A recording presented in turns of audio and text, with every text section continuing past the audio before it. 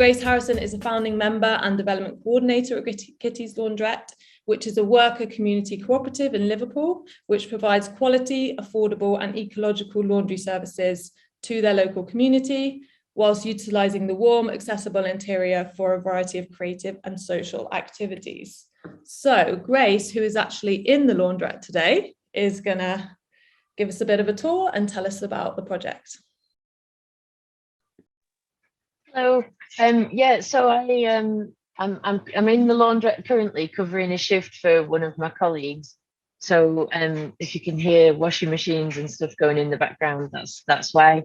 I thought maybe since I'm here, I'm going to just give you like a little tour, so you get a bit of a sense of the space. But I need to remember that this kind of works in reverse. So I'll just start outside. So we're based up in this is us there, Kitty's Laundrette. We're based up in Anfield, which is in the north end of Liverpool, and we have been running for about 3 years, and so this is the laundrette space itself. Let me see if I've got this right. There we go.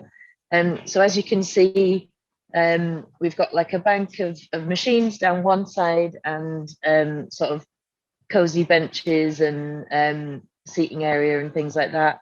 We've got accessible toilet facilities and baby changing, and a room in the back where we do sort of commercial services for other businesses. This is my colleague Bryn. It's quite quiet today actually, which is nice because we've been able to catch up on a bunch of things. But yeah, essentially, as Rhiannon said, we wanted to create a really accessible space in our local community where we kind of met people's basic needs. We provided a service that's essential that everybody needs in one way or another. But then we also create the possibility for other things to happen. And so we were thinking a lot about spaces that have like the least barriers to entry.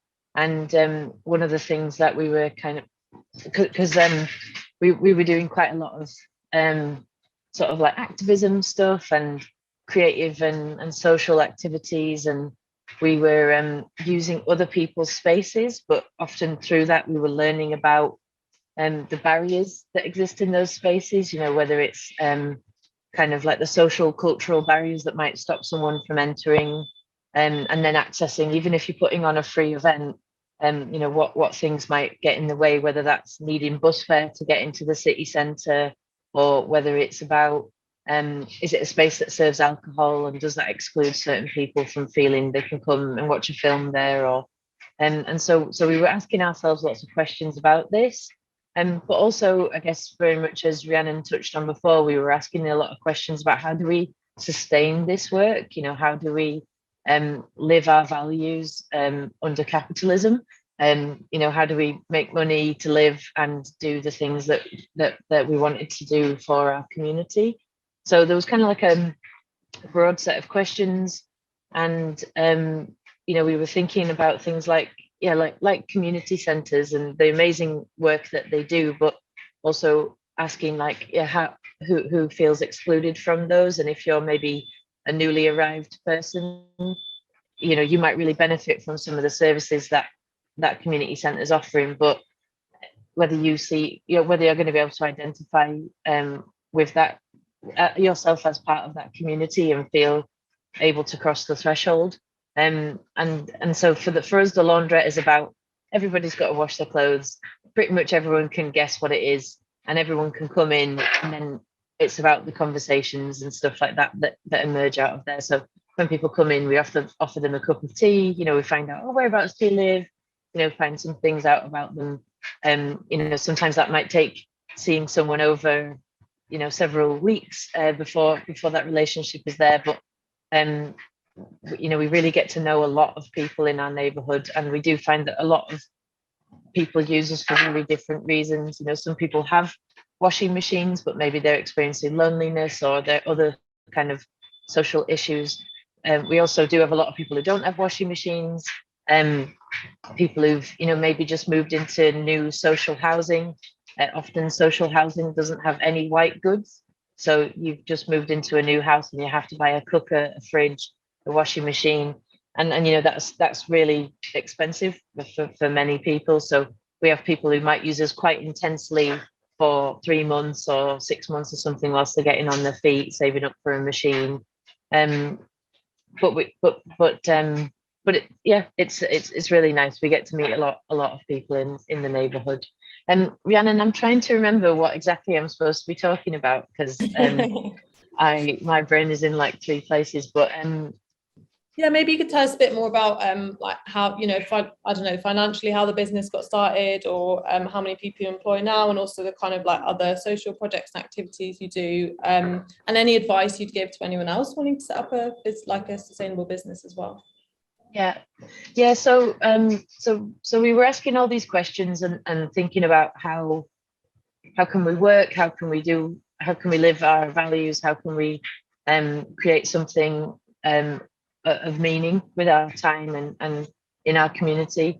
And we started looking for ways to develop this. We were really fortunate to come across some sort of startup schemes where we were able to begin to kind of explore our ideas and learn from other people, and kind of start to put this idea to the test of like, okay, in theory this sounds like a good thing, but what does it mean?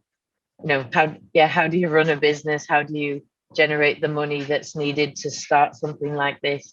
And so it did actually take us about 3 years of kind of research, development and fundraising to get all of the pieces together to open. And then we've been open and operating as a sort of fully functioning laundrette for 3 years as well. So we're sort of 6 years into this, and since we first started talking about, wouldn't it be good to have a community laundrette? So it does take a long time in some ways. And I think one of the things about this model is that, you do need to be able to generate to kind of pull together enough money to invest in the machines and stuff like that, and that's expensive. So we kind of fundraised in a number of ways, and we got some grant funding and some startup funding, and we also did a crowdfunding campaign. So many of us involved are quite involved or connected to like creative things, so we made like a really creative crowdfunding campaign. We got like an animator to make like a paper version of what the laundrette would look like, that kind of really brought the idea to life. And we got loads of pledges, and we raised about 25,000 or something in a month just through kind of crowdfunding in our community.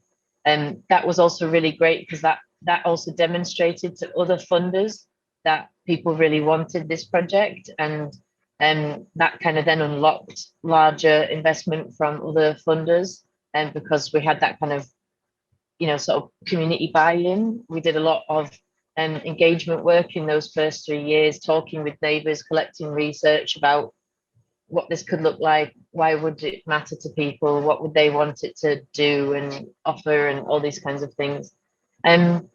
So there was a lot of complexities, a lot of perseverance, I'm sorry, I've forgotten again what I'm supposed to talk. I just like got the worst memory. Long day at work. Yeah. Is there any how many people do you employ now then? So we at the most we've been 9 employees. We've just had someone move on to another job, and so we are back into recruitment and stuff. But at the moment we're sustaining about 9 job roles through the traded income of the business. And I mean, the job roles themselves is quite an important part of our social impact. So we don't do 0-hour contracts. We pay the real living wage, and we offer people jobs that fit around their personal circumstances as far as possible. And so we have some people on like 16-hour contracts, or 20, 25, 35. And some people just work in school hours, so they can always do the drop off and come to work and then go and pick up the kids. And for us this was really important, because we do think that this, you know, should be a really inclusive space, and that the team running the laundrette should be reflective of the community that it's situated in and that it serves. So we are kind of constantly trying to make sure that our recruitment practices are like really open. We do quite long recruitment processes, and we do open days where people can come in and have informal chats with us, and then feel more confident to sort of apply for the job. I guess it's quite important to say that the area that we're based in is sort of in like in the bottom 1% most deprived areas in the country, in terms of multiple indices of deprivation. And so a lot of what we're doing is partly to address the kind of social need that exists around things like hygiene poverty, which is linked to food poverty and things like that. But also importantly, like leveraging the assets that our area has to bring the money in to make things, you know, to keep things going around. So for example, we're a stone's throw away from LFC, and you know, that's a huge sort of source of income and sort of tourism and all these kinds of things for the city. So it's also about how we kind of bring the money that is here in our community, but bring it back into circulation and things like that. So we do small commercial contracts for small hotels and B&Bs that exist that serve the football visitors. Okay, so you've got 1 minute left. So yeah, if you wanted to finish off with any advice you might have for people wanting to start their own business, that'd be great. Yeah, sure. So I guess I would, so this is the only business we've ever set up, so we only have the experience from doing this.